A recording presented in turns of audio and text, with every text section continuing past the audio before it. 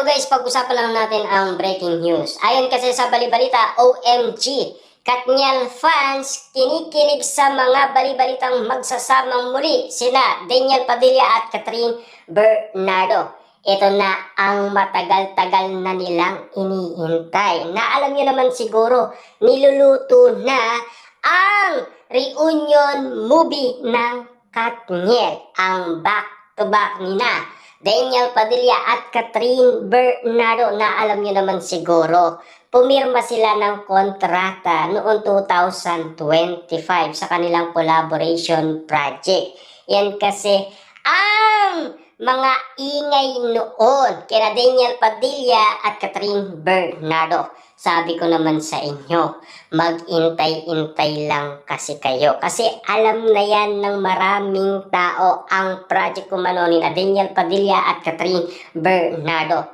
Ang gusto lang kasing mangyari, matulad sila kina Catherine Bernardo at Alden Richard. Na swak kasi ang kita. Na alam niyo naman siguro ang Cut Den movie, umabot nga naman kasi ng 1.6 billion. Yan kasi ang balita noong 2025.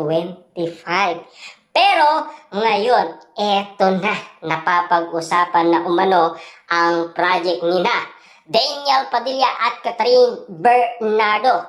Naka-assign dyan si Direk Cathy. Nakausapin muli sina Daniel Padilla at Catherine Bernardo. Papaano nga naman kasi, tinatamad na sila. Kaya nga naman kasi, binabalik muli sina Daniel Padilla at Catherine Bernardo. Kapag bumalik sila, baka sakali maging katotohanan ang sinabi umano ni Robin Padilla noon na sila ay magkakabalikan at mauunawaan nila ang kanilang pagkakamali sa isa't isa. Baka daw, mas mamahalin pa daw nila ang isa't isa. Na ngayon, naging matured na sila. At si Catherine Bernardo, alam niya na ang alaga ng tunay na pagmamahal.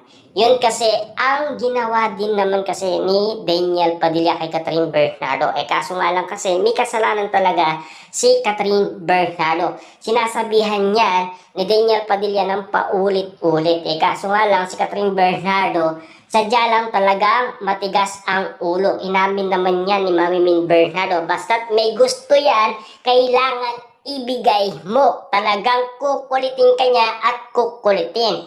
Talagang magwawala daw si Catherine Bernardo kapag hindi nasusunod ang kanyang gusto.